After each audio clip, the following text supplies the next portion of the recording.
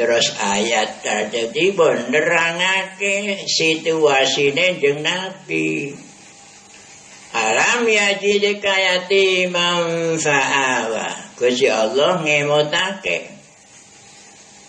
Alam yajidka apa to durung nemu Bapak Pangeran ing sira ditemu yatiman hale dadi yatim fa'awa.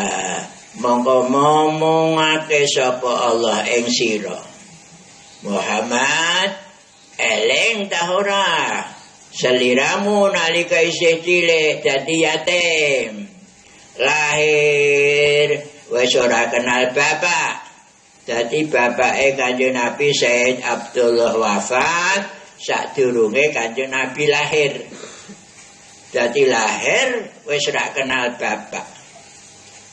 Umur 6 tahun ibu kapundhut. Nah, umur 6 tahun Kanjeng Nabi ibune kapundhut namine Aminah kapundhut. Jadi umur 6 tahun wayahe bocah sekolah MI atau SD. Wis ora ndek bapak, ora ndek ibu. Rande bapak pancen gak kenal bapak lahir wis sedo. Iki kan Nabi yatim. Terus dimong yaine Abdul Muthalib. Nembe 2 tahun Abdul Muthalib kapundhut. Ya. Jadi Kanjeng Nabi umur 8 tahun. Abdul Muthalib kapundhut. Terus umur 8 dimong Abu Thalib. Abu Thalib niku adike Sayyid Abdullah. Bapake Nabi Abdullah kali Abu Thalib kakak beradik. Cara kudus Abu Thalib pamane Kanjeng Nabi dimong Abu Thalib. Apa sebabe kok ora dimong Abu Lahab, kok ora dimong Hamzah, Abbas lan liyane. Sebabe Abu Lahab calon kafir, Hamzah Islam, tapi anake ora ana jadi kurang ora pinter ngomong anak. Lah terus dipilih sing duwe anak lan ora kakean yaiku Abu Thalib. Abu Thalib bapake Sayyidina Ali, bapake Sayyidina Ja'far. Jadi digolekno sing duwe anak dadi wis reti carane ngomong anak lan sing ora kakean mergo nek kakean ribut le ngomong. Mulane sing dituju Abu Thalib dimong. Nah, Abu Thalib kafir. Tapi pinter ngomong. Bantu perjuangane Kanjeng Nabi, tenagane, pikirane, duwite sembarang ini. Iki Kanjeng Nabi dilingno, eling ta ora Muhammad nalika seliramu dadi yatim, lahir ra kena bapak, umur 6 ditinggal ibu. Dimong Abdul Muthalib lagi 2 tahun umur 8 kapundhut. Terus dimong Abu Thalib. Abu Thalib senajan ngomong tapi fakir. Fakire rak mekakat.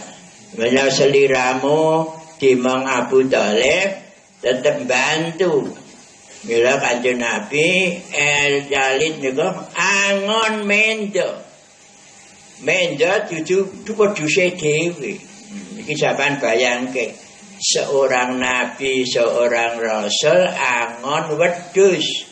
Angon wedhus wedhuse wong, ora wedhuse dhewe. Opahan harian. Lah Kanjeng Nabi opahane kanggo bantu Abu Thalib. Dadi senajan dimong Abu Thalib tapi Kanjeng Nabi tetap bantu. Niki dilingno nang Quran.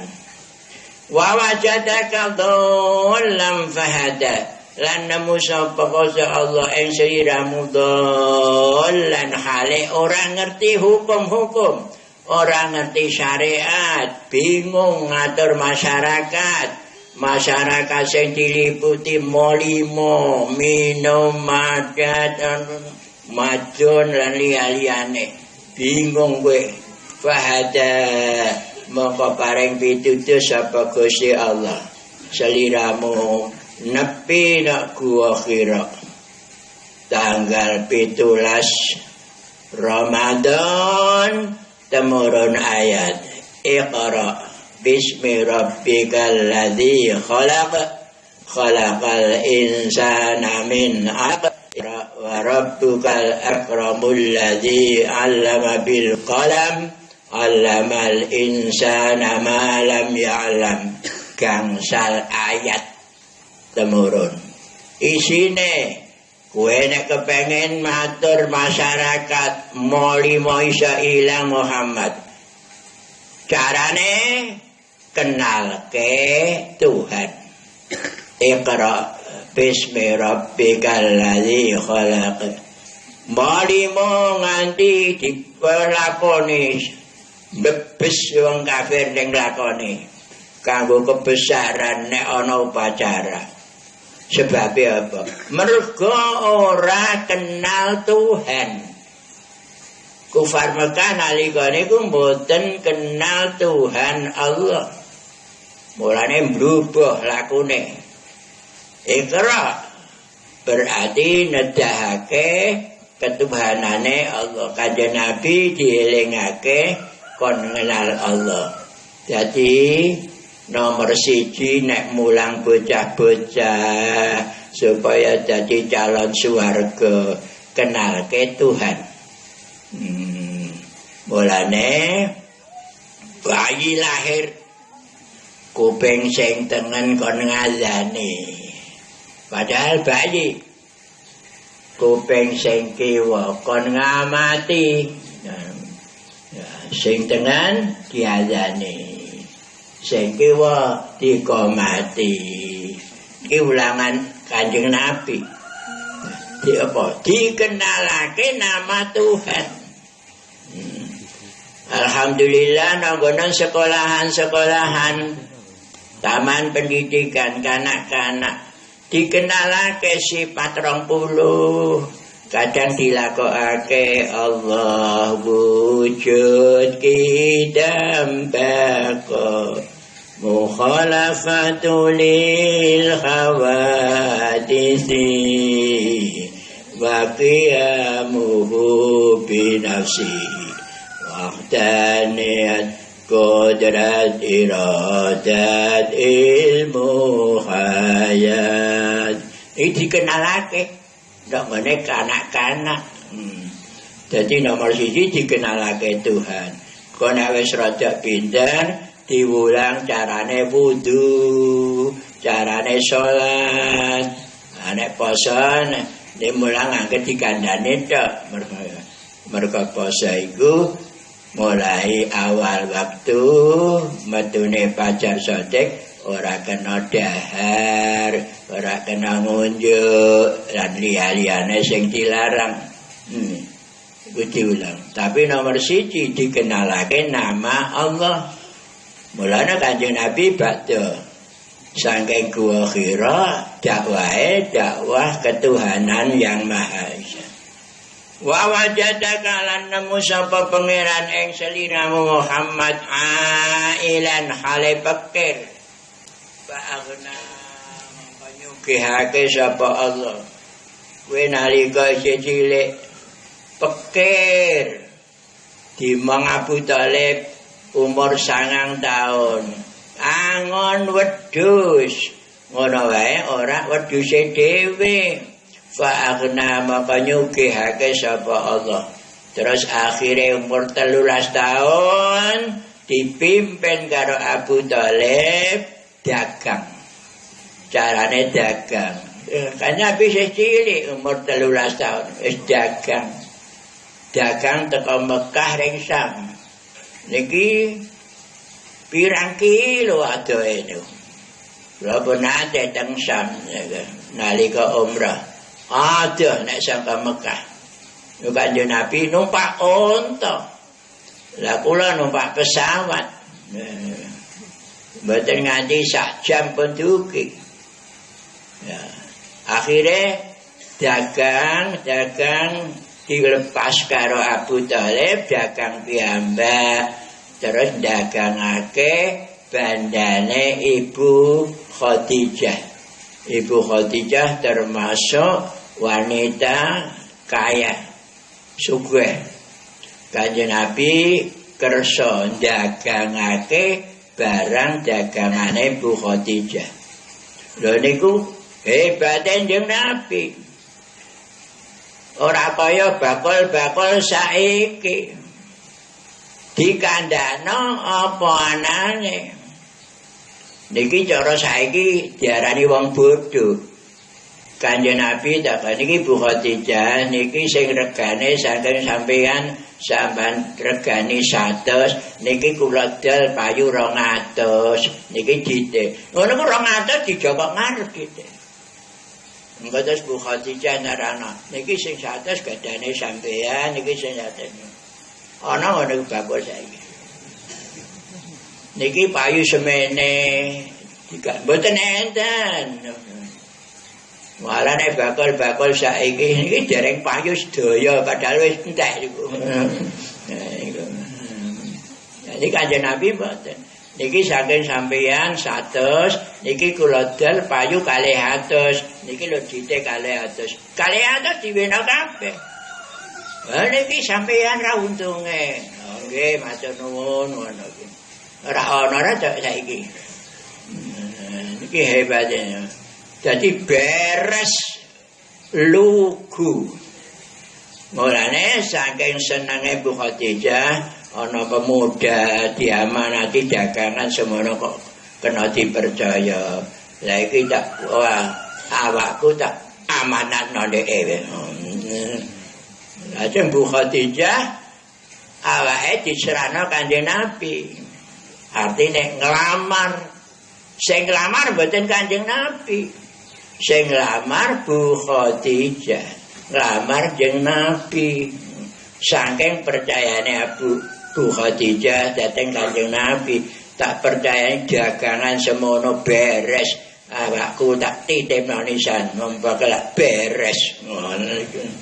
Akhire lajeng dadi ngaten. Sing hebat Bu Khadijah nalika nglamar jeung Nabi niku pun yuswa 40 tahun.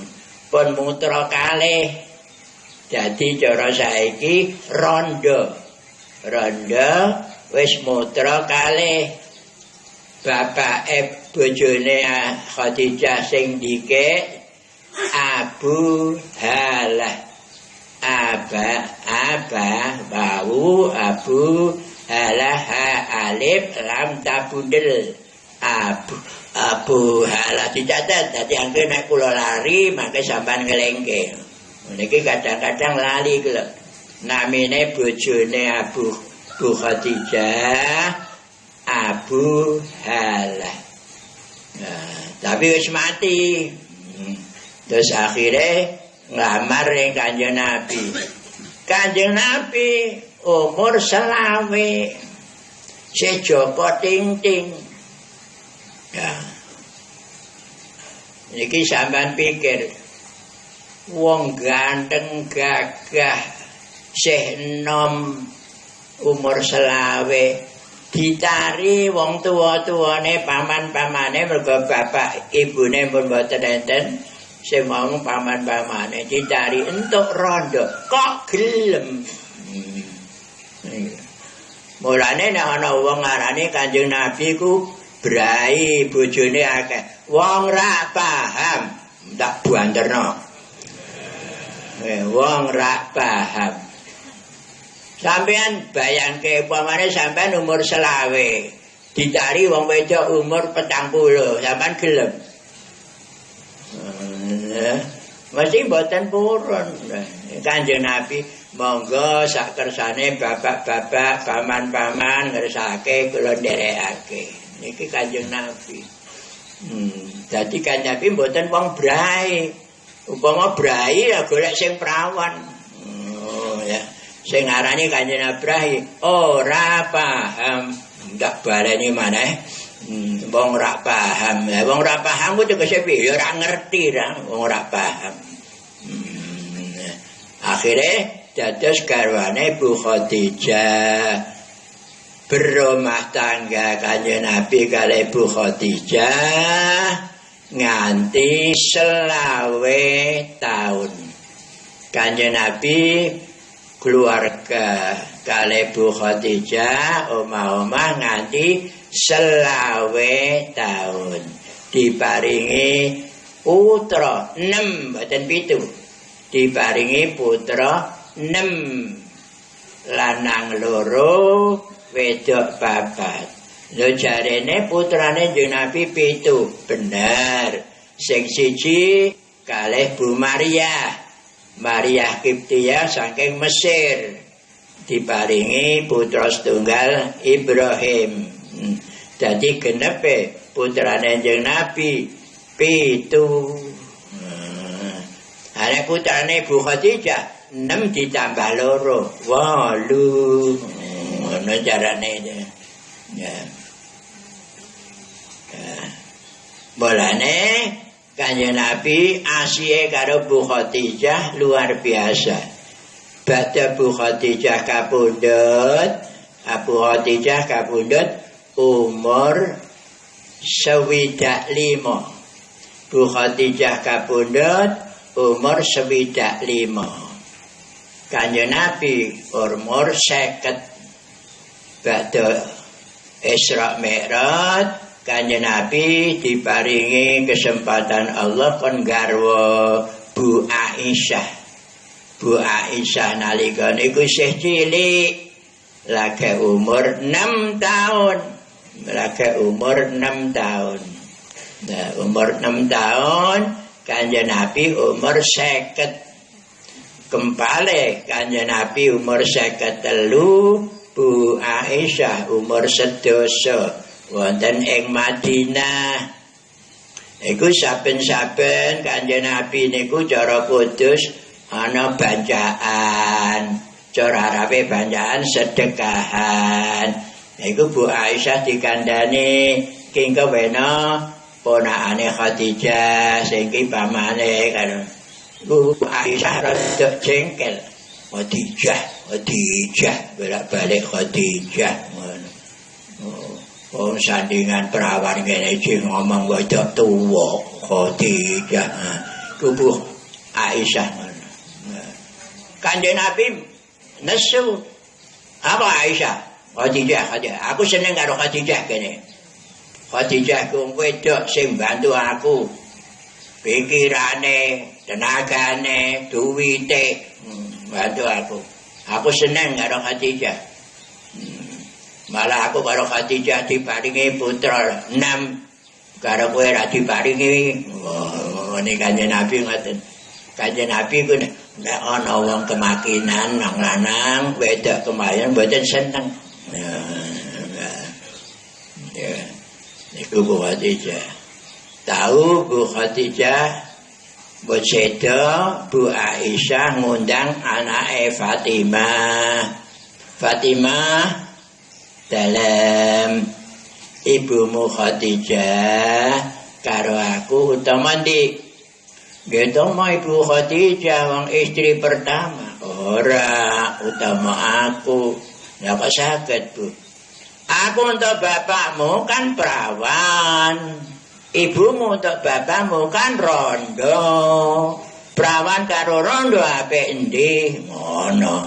Bu Fatimah nangis. Konangan Kanjeng Nabi. Apa Fatimah kon nangis? Kula didangu Ibu Aisyah tangkleti Bu Khadijah kalih piyambake turene utawa piyambake. Lha kok iso? Piyambake ngaken pikatuk jenengan seperawan. Bu Khadijah rondo Perawan kalih rondo utama perawan. Oh, keliru Aisyah. Utama ibumu. Apa sakit, Pak? Tak kandhani ya. Aku untuk ibumu, aku Joko. Aku untuk dhek, aku Duda. Joko karo Duda apik endi? Diwalik tok niku sing luar biasa. Spontanitas niki. Diwalik. Akhirnya Bu Fatimah bunga. Jadi tetap utama Bu Khadijah. Niki Kanjeng Nabi. Leng ngeneng-ngeneng ngarem-ngaremi rumah tangga warga luar biasa. Muhammad rene seliramu yatim wis tau ngrasakno dadi yatim. Fa ammal yatima mongko anapun ing wong yatim fala taqhar mongko aja bentak-bentak aja neksa-mesa fala taqhar mongko aja meksa sira nek ana bocah yatim aja dipaksa-paksa kerja sing ora menurut kekuatane dumeh ora ana bapake aja dadi carane sing sakake karo yatim malah dimong disantuni diwehi pekerjaan diulang sing kira-kira mampu aja dipaksa-paksa dumeh-dumeh ra ana bapake dipaksa kanggo mbut gawe sing ora kekuatane aja wa ammasa ilalan anapun ing pengemis fala tanhar mongko aja bentak-bentak sira. Nek ana pengemis, wong sing njaluk-njaluk aja dibentak-bentak. Niki bahasane Al-Qur'an luar biasa aluse. Nek ana pengemis aja disentak-sentak. Tegese piye? Nek kowe nggawa duit atau apa-apa, wene ana. Nek ora nggawa semayanono. Senajan ngawe nek larang nyentak-nyentak larangan. Niki bahasa niki sae. Nek ana pengemis aja disentak-sentak. Sebab wong lelungan ku kadang-kadang nggawa duit, kadang-kadang ora nggawa duit. Mulane bahasane nek ana wong ngemis, wene ana, arane nggawa duit. Kula nate jajan teng alun-alun tumbas mie ya teng alun-alun barang wis entek sak piring aku krogoh-rogoh sak lali gak ana duwite mergo salin klambi lho niku susah kula rak mekakat carane kula aja nganti gawe malu Bu kula samelake mie riyen kula tak seni. Nggih. Seni terus numpak becak PP lunga teko. Becake karo mine larang becake. Perlu jikok duit. Terus teko kula nguyuh tenan. Terus tak bayar. Iku tak pikir regane mie karo becak larang becak. Iku lho ndung eling-eling Quran. Bener wa ammasaila fala tanhar. Nek ana pengemis aja disentak-sentak. Ora kok wenehono. Ha meneh gak nggawa duit. Lah ning piye? Nah, fala tanhar. Wa amma bi ni'mati rabbika anapun kelawan nikmat paringane pangeranmu yaiku kowe diangkat dadi nabi, diangkat dadi rasul, dagang kemuliaan fahadis mongko critakno tegese dikandak-kandakno disyukuri dadi nek napa nikmat dikandakno aja kuwalik ya. Kanjeng Nabi niku nek bunga sahabat-sahabat dikandani, nek susah diempet dhewe. Tahu ora dahar 3 dina 3 bengi, diempet ora kondo-kondo. Malah madarane diseseli selo. Waktu gede tinggal nyesali weteng niki supaya ora ketara meleh. Lah nek kula jenengan kualik nek bunga meneng ae. Nek susah angger wong dikandhani. Wong sandal japit ilange kondo. Ling kondo nganti seminggu. Sandalku tak dokok kono wis tak wayane kok ilang iku. Sandal iku. Ya. Iki nek kula jenengan Kanjeng Nabi mboten nek susah dimpet dhewe, nek bunga dikandak-kandakno. Wa amma bi nikmati rabbika fa hadis. Sabane ada. Alhamdulillah aku mau dagang untuk bati 10 juta kondore kan. Ora tahu ngono iku. Ada kondo, aku maring pasar delalah kecopetan kondo. Untung pirang-pirang ra tahu kondo. Nah niku diwalik saiki. Nek untung-untung kondo.